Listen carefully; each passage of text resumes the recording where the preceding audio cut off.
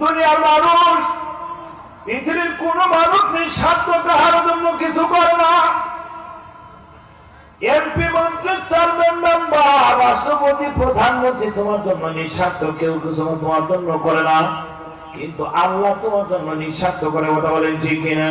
মানুষ তুমি নামাজ পড়বা বিনিময়ে জান্নাত, নামাজ পড়বা তোমার নামাজ না পড়লো না তোমার জন্য জাহান্নাম।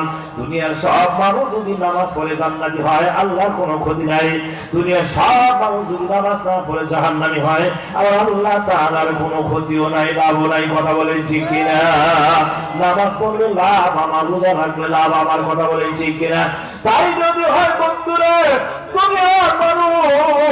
দুনিয়ার মানুষ 5 লক্ষ টাকার উপকার পাইয়া মানুষটাকে বলতে পারো না, 10 লক্ষ টাকার উপকার পাইয়া একজন চেয়ারম্যান, মেম্বার, এমপি, মন্ত্রীকে বলতে পারো না। একটু লক্ষ্য করে দেখো, পায়ের তালু থেকে মাথার তালু পর্যন্ত আমার আল্লাহ তাআলা কত কোটি টাকার নিয়ামত তোমাকে দিয়েছে। উদাহরণস্বরূপ 2টা উদাহরণ দিয়ে আমি বোঝানোর জন্য চেষ্টা করছি। এক নাম্বার, একটু খেয়াল করেন, এই তো বর্তমান সময় বর্তমান কয়েকদিন পরে ঢাকা শহরে এখন সবসময়